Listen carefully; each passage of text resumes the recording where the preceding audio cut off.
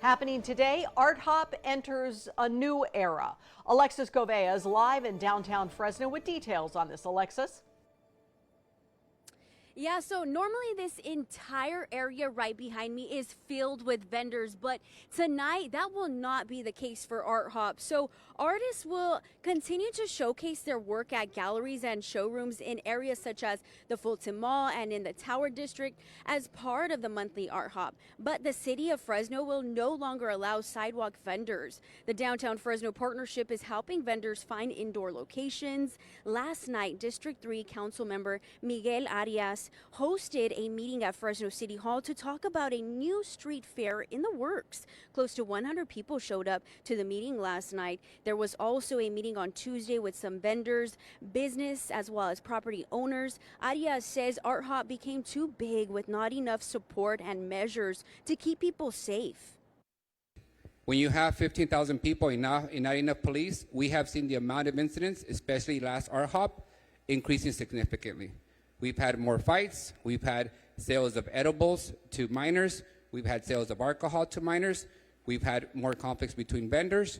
With the triple-digit heat that we expect in August that we are experiencing, and without the sufficient support and organization, we knew that we're going to set ourselves up for more conflict and more incidents. He says a crowd of that size, well, is comparable to a major concert. And this requires organization and structure. Arias said some vendors show up as early as 6 in the morning to save spots for themselves and others, blocking sidewalk access and taking up parking spots all day.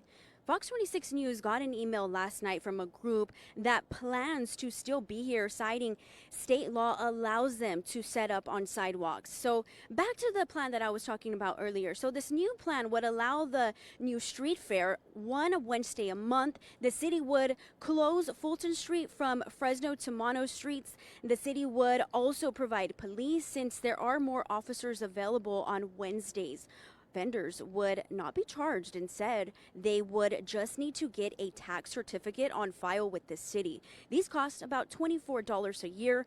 Food vendors would need that tax certificate and a public health permit. Right now, the city is asking for feedback before moving forward with this new plan. Reporting live for This Morning in downtown Fresno, I'm Alexis Govea, Fox 26 News. All right, and as Alexis was talking about, there is widespread pushback to these ArtHop rules. Vendors, including Fresno Street Eats, Alley in the Valley, and other small businesses, plan to hold a press conference at 6 o'clock tonight outside of Kern Plaza.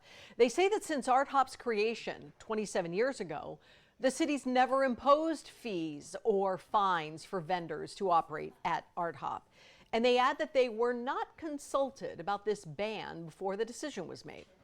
They cited a state law which they say does allow vendors to set up on sidewalks. It's SB 946, and it was passed back in 2018, preventing local governments from regulating sidewalk vendors with some exceptions. Local governments that do adopt a sidewalk vending program are not allowed to require vendors to operate within public right-of-way, except when it's related to health, community welfare, or public safety, which in this case the city is claiming. Now, the law also does not restrict sidewalk vendors to only operate in a designated area unless specified. But local governments do have the authority to regulate the time, the place, and the manner of the vending. Last summer, the Fresno City Council adopted a 90-day program restricting when vendors could even operate in the Tower District.